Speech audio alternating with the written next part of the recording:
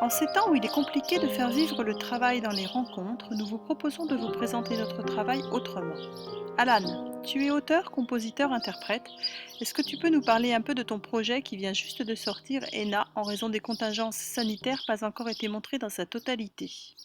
Grille de Pen, en fait, c'est un projet multiple, un projet qui est né sur l'île d'Ouessant. J'étais en train d'écrire sur les éléments là-bas, sur la pierre, les couleurs, le vent, la nature en général. Et c'est devenu très vite un livre, des chansons, de la photographie, des idées de concerts, de lecture, et également une idée de film.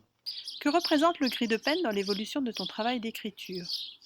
Ça tombe à un moment où mon écriture va vers une forme d'épure. Voilà. Enfin, j'ai souhaité travailler vers quelque chose de très épuré, mais je pense que ça allait très très bien avec ce décor, avec ces éléments, avec cette nature, quelque chose de justement très épuré et cette idée d'aller à l'essentiel et de retirer toutes les peaux.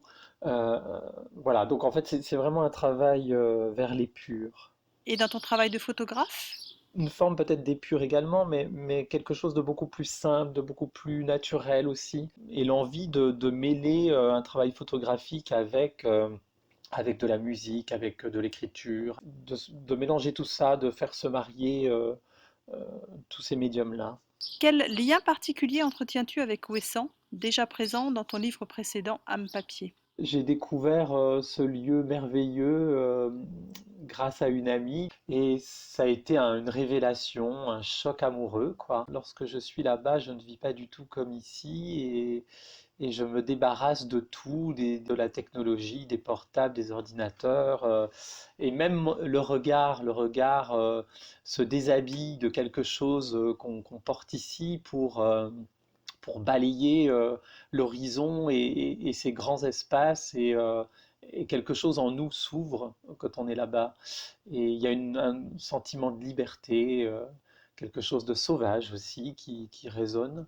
Je pense que le terme de choc amoureux résume très bien ce que je ressens là-bas. C'est quoi pour toi un projet artistique complet? Un projet complet, c'est quelque chose qui peut se promener dans plein de médiums différents. C'est quelque chose qui peut aller vers la vidéo, vers la peinture, vers la danse, vers la musique. Un projet complet, c'est quelque chose qui pourrait, comme ça, voyager euh, à travers de multiples expressions. Et c'est la liberté de pouvoir, avec un projet, avec un sujet, réussir à l'exprimer de plein de manières possibles. Tu veux nous parler un peu plus de ton investissement dans l'atelier des noyers?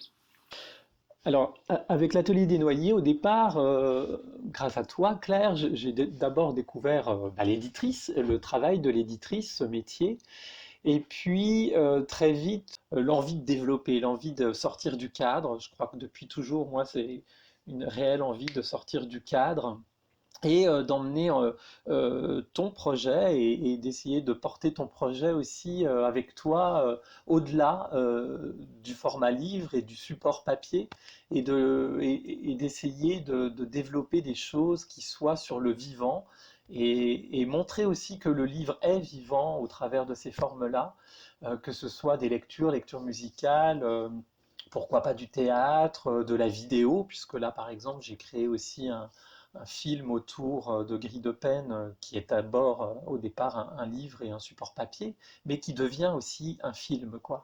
Et là, du coup, c'est la possibilité de se dire qu'un support livre euh, va prendre forme autrement, va exister autrement, va se déployer.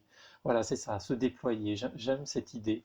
Et puis, développer des ateliers auprès des publics, que ce soit des publics adultes, enfants, publics en difficulté aussi, et donc de mettre en place des ateliers sur des projets culturels, socio-culturels parfois, et c'est un plaisir immense que de travailler comme ça avec l'atelier des noyers et avec un vivier d'artistes assez riche. Voilà.